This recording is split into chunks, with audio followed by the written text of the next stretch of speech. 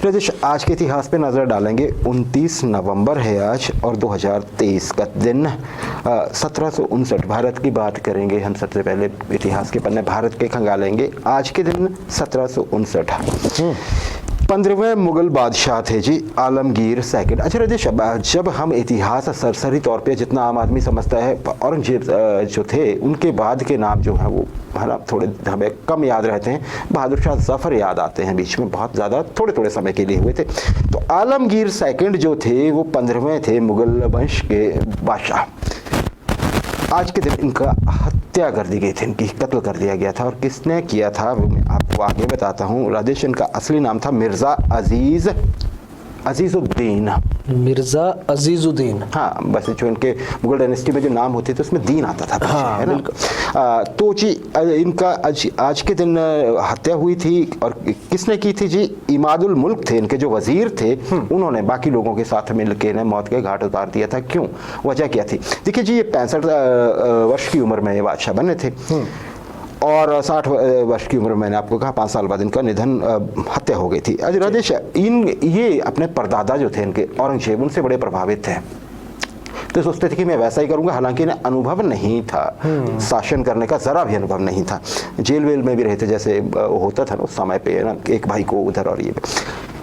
तो जी इन्होंने कोशिश की। इन्होंने क्या किया कि अहमद शाह दुर्रानी जो थे उनसे नज़दीकियाँ बढ़ाई, उनसे रिश्तेदारियाँ बढ़ाई। और दूसरी ओर मराठा जो थे, वो मराठा जो माइट थी उसका उस समय पे बहुत जोर था। तो मराठा भी नाराज़ हुए और इनके जो इनके जो ये वज़ीर साहब थे ना, ये भी नाराज़ और सारे नाराज़। और फिर मौका देख के आज के दिन इनको इनकी हत्या कर दी गई। राजेश, आगे बढ़े तो 1947 की बात करेंगे। यूनाइटेड नेशंस जनरल असेंबली, संयुक्त राष्ट्र महासभा, आम सभा जो उसके आज के दिन एक प्रस्ताव स्वीकार हुआ यहाँ पे वोटिंग के बाद। प्रस्ताव क्या था कि जो फिलिस्तीन क्षेत्र है, अब समय पे ध्यान दीजिए, 1947 बिल्कुल अभी इजराइल का गठन नहीं हुआ था। अंग्रेज वहां से जाने वाले थे, जैसे ही भारत का विभाजन वैसे ही वहां पे भी। तो राजेश, इसमें क्या कहा गया था? इसमें कहा गया था कि फिलिस्तीन जो रीजन है इसे 2 अलग अलग स्टेट्स में इसको अगर हम वैसे कहें तो देशों में, राज्य नहीं देशों में विभक्त कर दिया जाए। एक को अरब जो लोग हैं, अरब आबादी है उसके दे दिया जाए, और दूसरे जो ज्यूज थे, यहूदी थे, उन्हें दे दिया जाए, जैसे कि प्रेजेंट में इजराइल है या कुछ।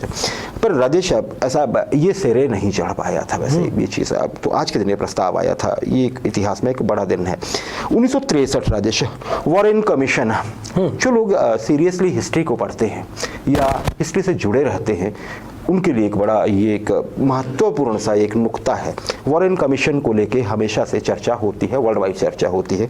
मैं बताता हूँ कि ये बना क्यों था। आज के दिन इसका गठन हुआ था। किसने किया था? अमेरिका के तत्कालीन राष्ट्रपति जो थे लिंडन वी जॉनसन साहब, उन्होंने किया था। लिंडन वी जॉनसन डायरेक्ट राष्ट्रपति निर्वाचित नहीं हुए थे, ये उपराष्ट्रपति के एक तरह से साथ थे, ये जॉन एफ कैनेडी साहब के साथ, और वो बने तो बाई डिफॉल्ट ये भी बने। और हम कुछ दिन पहले आपको बताया था जॉन एफ कैनेडी साहब को गोली मार दी गई थी जब वो डलास में थे, टेक्सास में थे। वहाँ एक मोटरकेड में जा रहे थे उनको, है ना राजेश। ये इसीलिए जब लिंडन वी जॉनसन ने पदभार संभाला वहाँ पे, तो उन्होंने एक कमीशन का गठन किया कि पता लगाया जाए कि जॉन एफ कैनेडी की हत्या क्यों की गई, क्योंकि हत्यारा तो पकड़ा भी गया था और मार भी डाला गया था जब तक ये कमीशन बना था। राजेश, जो इसके जो अध्यक्ष थे वो थे अर्ल वॉरेन साहब, और ये जो यूएस सुप्रीम कोर्ट था उसके जस्टिस थे। इनको बनाया गया पूरी इनके अंदर में। राजेश, इन्होंने फिर 24 सितंबर 1964 को अपनी रिपोर्ट दी। 63 में बना आज के दिन, और 24 सितंबर 1964 को रिपोर्ट सौंपी। 888 पेज की रिपोर्ट, पूरी दुनिया चौंकी उस रिपोर्ट को लेके, क्योंकि जो कहा गया उसमें वैसे उम्मीद किसी ने नहीं की गई थी। उसमें यह कहा गया कि ठीक है, जो ली हार्ले ओसवाल्ड जिस व्यक्ति ने राष्ट्रपति को गोली मारी, पहले तो ये बताया गया कि 6ठी मंजिल से लाइब्रेरी थी, वहाँ से राइफल से जो शॉट किए गए थे कि दोनों राष्ट्रपति को लगे, वो उसकी ही राइफल से चले थे, उसने किए थे।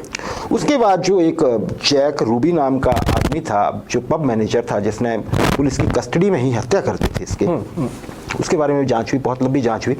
तो कमीशन ने पाया, वॉरेन कमीशन ने जो फाइंडिंग थी कि इसमें किसी भी तरह की कोई राष्ट्रीय या अंतर्राष्ट्रीय साजिश नहीं थी। मतलब ये अपने ही दिमाग की सनक थी दोनों ही लोगों की। एक ने राष्ट्रपति को मारा और दूसरे ने फिर सनक में दूसरे को मारा कि तुमने राष्ट्रपति को मार दिया। ठीक है सर।